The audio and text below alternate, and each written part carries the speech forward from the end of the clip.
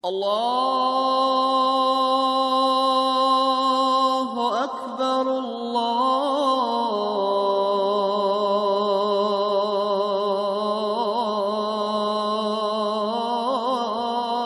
Akbar. Assalamualaikum warahmatullahi wabarakatuh.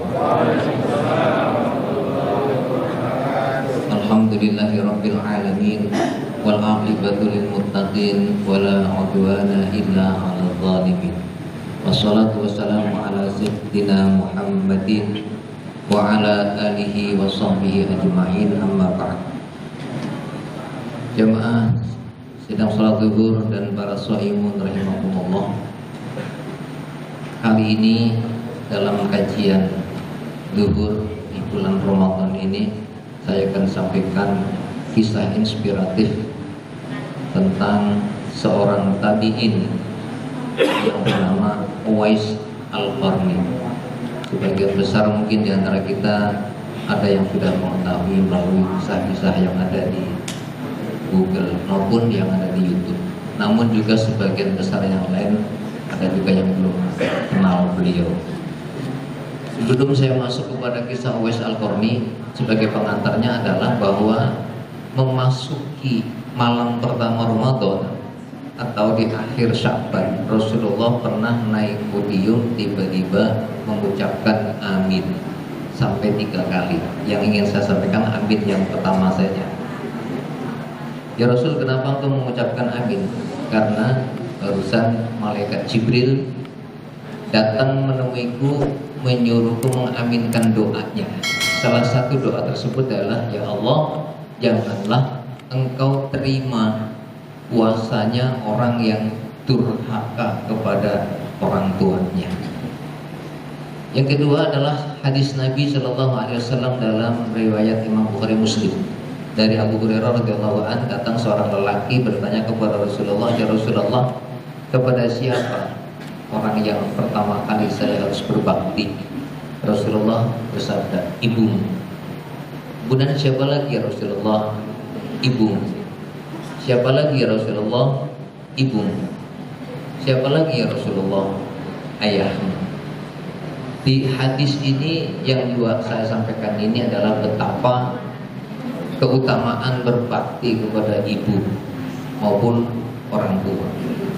Dalam kisah Uwais Al-Qarni ini juga sama menyangkut persoalan bakti beliau kepada ibu kandungnya. Adalah Uwais Al-Qarni yang telah ditinggal wafat ayahnya sejak kecil, hidup bersama ibunya. Di saat dia remaja, ibunya sakit ibunya sampai lumpuh. Riwayat yang lain menyebutkan sampai buta. Yang jelas ibunya tidak bisa bangun dari tempat tidur karena sakit lumpuhnya. Dan Uwais Al-Qarni ini anak yang sangat soleh dan berbakti kepada ibunya. Semua keperluan ibunya dilayani dengan baik. Semua permintaannya dipenuhi dengan sesanggup beliau. Memang ya orang dulu juga tidak minta macam-macam. Kalau kita mungkin orang tua minta HP, minta mobil. Dulu tidak minta itu, hanya soal makan saja. Pakaian pun berapapun yang dibelikan anaknya diterima. Sehingga si Uwais Al-Qarni ini di samping memang sangat berbakti, menyenangkan hati orang tuanya, juga rajin ibadah. Di sisi lain, Uwais Al-Qarni adalah pemuda miskin yang kerjanya hanya menggembala domba dan unta atau sapi. Uwais Al-Qarni ini punya cacat di kulitnya, dia punya penyakit sopak. Penyakit sopak ini kulitnya belang-belang. Dia miskin, hanya menggembala, kulitnya belang, ibunya sakit, lumpuh, gak bisa bangun, dan dia harus selalu melayani makannya, mandinya. Sebelum dia berangkat menggembala harus mengurus ibunya dulu, begitu juga pulangnya. Sampai di kemudian hari tiba-tiba ibunya menyampaikan sesuatu yang membuat Uwais Al-Qarni terhenyak. Anakku Uwais, rasanya ibu tidak akan bisa lama lagi tinggal bersamamu. Ibunya sudah merasa sakitnya semakin parah, barangkali mendekati ajal. Jadi cobalah kamu usahakan bagaimana caranya biar ibu bisa berangkat haji. Uwais tentu saja sedikit kaget, tapi tidak ingin menunjukkan kekagetannya di depan ibunya karena dia tidak punya apa-apa. Sementara dia tinggal di Yaman. Yaman dengan Mekah itu jaraknya lebih dari 1000 km, sekitar 1119 km Jakarta dari Yaman ke Mekah. Sementara dari Yaman ke Madinah itu 1365 km. Tentu akan menempuh perjalanan yang sangat sulit, ya, harus melalui padang pasir, panas, gersang, tandus. Terus Uwais Al-Qarni berpikir keras, bagaimana caranya bisa memberangkatkan sementara unta dia tak punya, ya, mobil belum ada saat itu.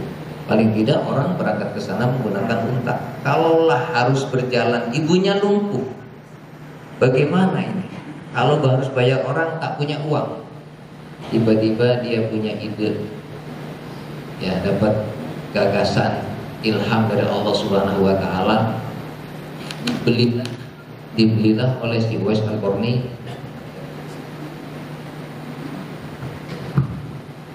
anak lembu atau anak sapi yang masih kecil, di mana orang-orang yang dengar selentingan kalau ibunya pengen pergi haji, kalau sapi dipiara emang bisa ditunggangi berdua untuk pergi haji, mestinya kan onta. Tapi Uwais punya ide yang berbeda. Lalu Uwais Al-Qarni itu membuatkan kandang sapi ini di atas bukit. Setiap pagi seusai ngurus ibunya sarapan, memandikan dan sarapan, dia berangkat ke bukit. Lalu sapi yang masih kecil itu digendong, turun dari bukit, naik lagi ke bukit, baru dia menggembala sapi orang atau kambing orang. Begitu sorenya sebelum dia pulang, kembali lagi sapi itu digendong dari bukit turun, lalu naik lagi ke bukit.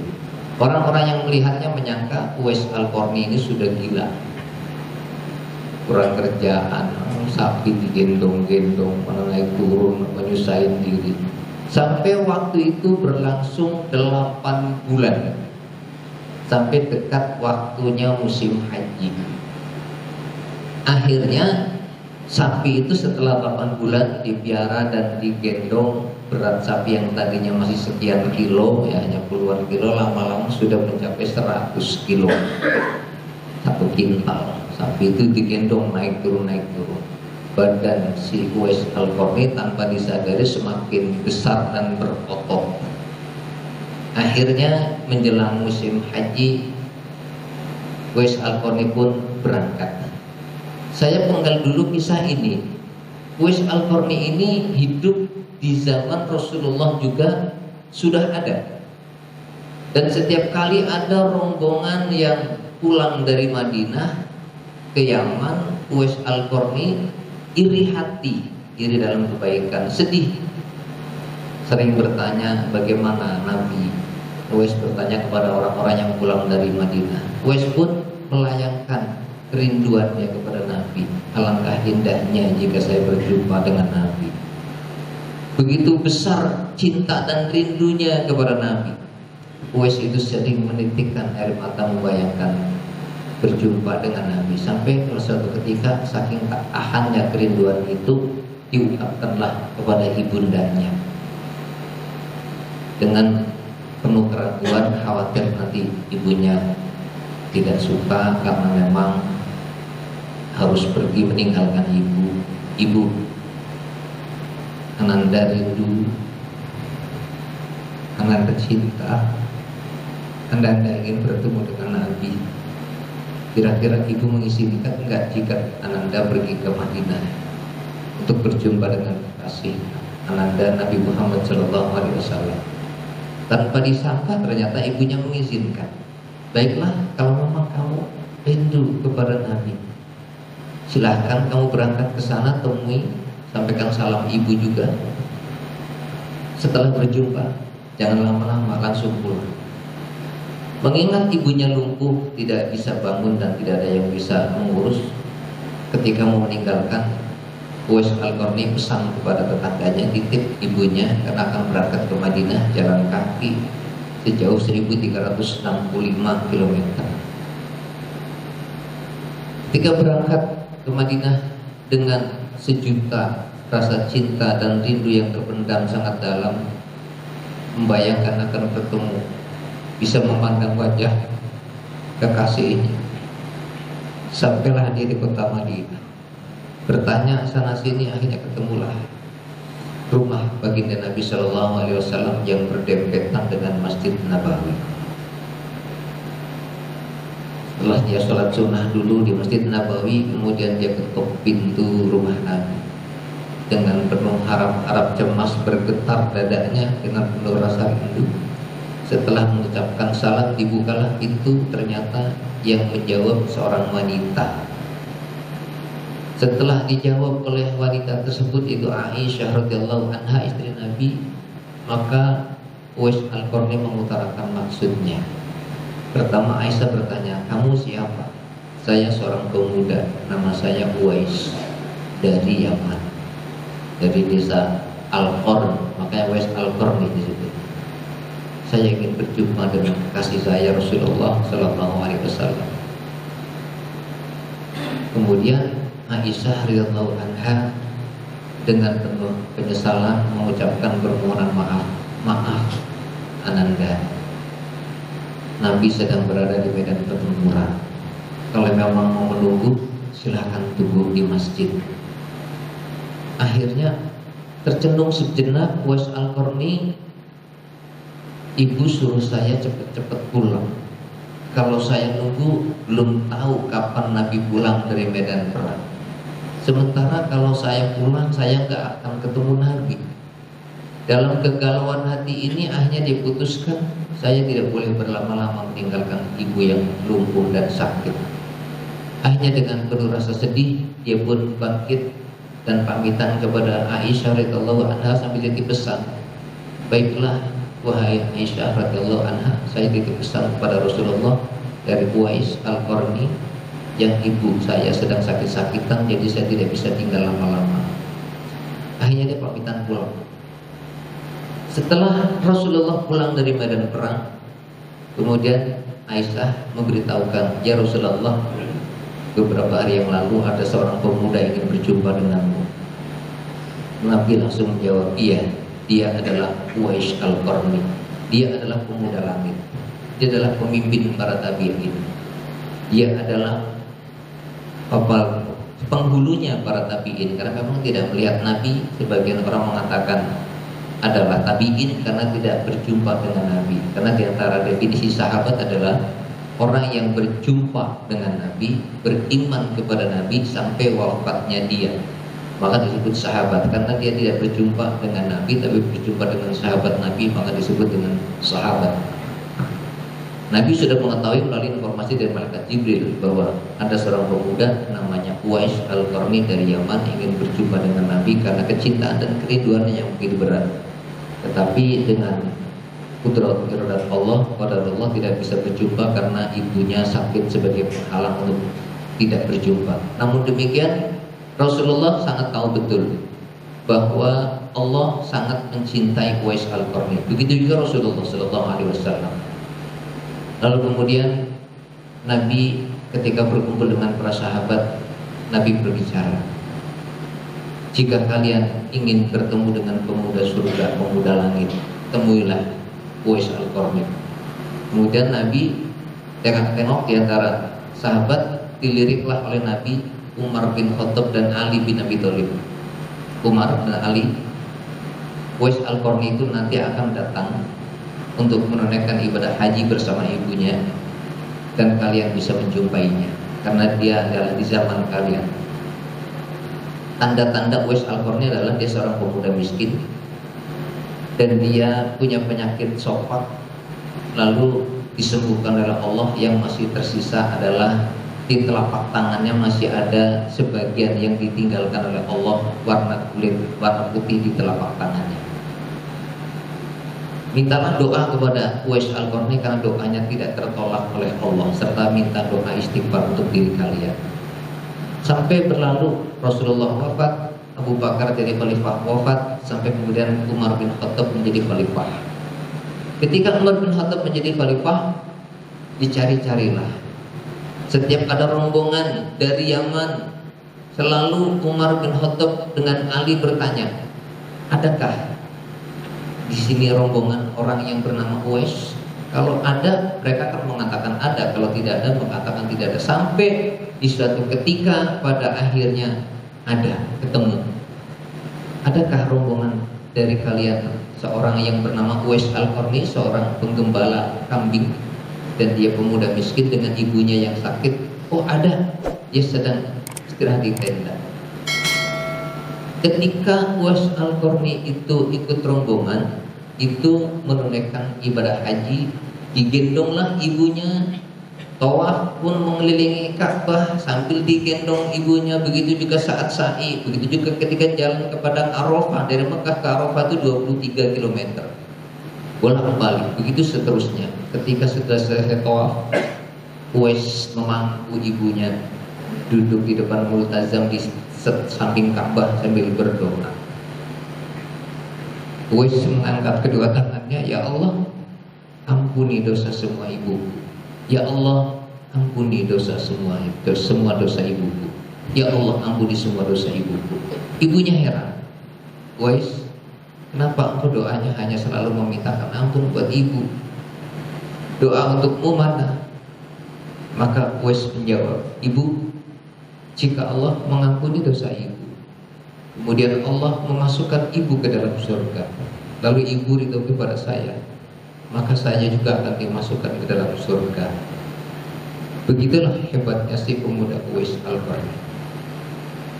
Kemudian ketika akhirnya Umar dan Ali bertemu, lalu mengucapkan salam kepada Uwais Al-Qarni, assalamualaikum, dijawablah Uwais Al-Qarni. Lalu kemudian Uwais Al-Qarni bertanya, si Umar dulu bertanya, bukankah kamu pemuda dari Yaman? Betul. Siapa namamu? Nama saya Abdullah, kata Uwais Al-Qarni. Umar tersenyum, Ali tersenyum. Kalau kamu Abdullah, saya juga Abdullah. Nama aslimu siapa? Nama saya Uwais Al-Qarni. Betul lah kalau gitu.